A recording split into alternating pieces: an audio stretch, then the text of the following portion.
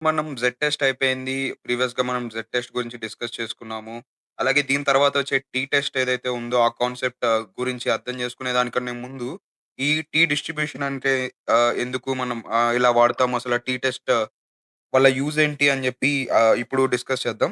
దాని తర్వాత అప్‌కమింగ్‌లో మనం ఒక చిన్న ప్రాబ్లమ్ స్టేట్‌మెంట్ లాంటిది తీసుకొని టీ టెస్ట్ పెర్ఫార్మ్ చేసి ఏదైతే ఔట్‌కమ్ ఉంటుందో నల్ హైపోథిసిస్ రిజెక్ట్ చేస్తున్నామా? యాక్సెప్ట్ చేస్తున్నామా? అని చెప్పి అది అప్‌కమింగ్ టాపిక్‌లో కవర్ అవుతుంది. మామూలుగా మనకి జెడ్ టెస్ట్‌లో మనం చూసుకుంటే, ఈ స్టాండర్డ్ డీవియేషన్ ఏదైతే ఉందో, అది ప్రెజెంట్ అయినప్పుడు మనం జెడ్ టెస్ట్ అనేది పెర్ఫార్మ్ చేస్తాము. అలాగే ఒకవేళ ఈ స్టాండర్డ్ డీవియేషన్ లేకుండా ఉంటే మనం టీ టెస్ట్‌తో వెళ్తాము. అది టీ టెస్ట్ యొక్క స్పెషాలిటీ. ఆ స్టాండర్డ్ డీవియేషన్ లేకుండా కూడా టీ టెస్ట్ అనేది పెర్ఫార్మ్ చేయొచ్చు. మీకొక డౌట్ వచ్చుండొచ్చు. ఏదైతే ఫార్ములా ఉందో మనకి ప్రీవియస్‌గా రాసుకున్నది ఫార్ములా జెడ్ టెస్ట్‌కి అలాగే టీ టెస్ట్‌కి ఎట్లా ఉంటుందని చెప్పి. ఒక్కసారి ఆ ఫార్ములా గూడా రాసి చూపిస్తాను మీకు.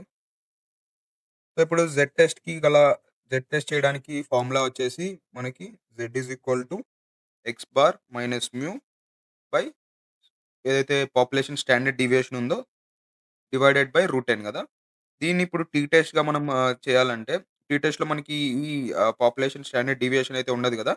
X bar minus mu by S root N. ఈ ఇక్కడ ఎస్ వచ్చేసి మనకి శాంపుల్ స్టాండర్డ్ డెసిషన్ అని జెప్పి కన్సిడర్ జేస్తాం. డిసిషన్ అని జెప్పి మనం కన్సిడర్ జేస్తాం. అలాగే మీకు ఇంకొక చిన్న కాన్సెప్ట్ గూడా ఐడియా ఉండాలి. డిగ్రీ ఆఫ్ ఫ్రీడమ్ అని జెప్పి. Degree of freedom, degree of freedom.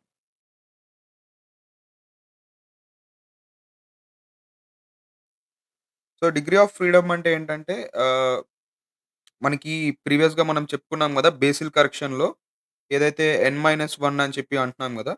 ఈ n-1 అసలు ఎందుకు తీసుకుంటున్నాం అని చెప్పి అడిగితే నేనొక ఎగ్జాంపుల్ ఇస్తాను. ఇప్పుడు ఒక 3 కుర్చీలున్నాయనుకోండి ఒక రూమ్‌లో. ముగ్గురున్నారు. ఫస్ట్ ఒకతనొచ్చాడు. ఏదో కుర్చీలో కూర్చుండిపోయాడు. ఇప్పుడు ఫస్టొచ్చిన అతనికి 3 చాయిసెస్ ఉన్నాయి. ఫస్ట్ పర్సన్‌కి 3 చాయిసెస్ ఉన్నాయి. అతను ఒక కుర్చీలో కూర్చుండిపోయాడనుకోండి. ఇది ఆక్యుపై అయిపోయింది. సెకండ్ అతనొచ్చాడు. సెకండ్ అతనొచ్చిన తర్వాత ఇప్పుడు ఇతనికి 2 చాయిసెసే ఉన్నాయి. ఈ ఈ చాయ్ ఈ కుర్చీలో కూర్చోలేడు గదా! ఈ చాయిస్ అనేది నెగ్లెక్ట్ అయిపోతుంది. దాని వల్ల ఏమవుతుందంటే అతనికి 2 చాయిసెసే మిగులుతాయి. ఇప్పుడు ఇక్కడ గాని కూర్చోగలడు. అతను ఇక్కడ కూర్చున్నాడనుకోండి.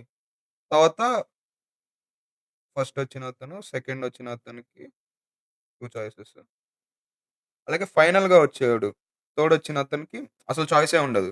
కాబట్టి ప్రతి అబ్జర్వేషన్‌కి ఏమవుతుందంటే ఫస్ట్ పర్సన్‌కి 3 చాయిసెస్ ఉన్నాయి.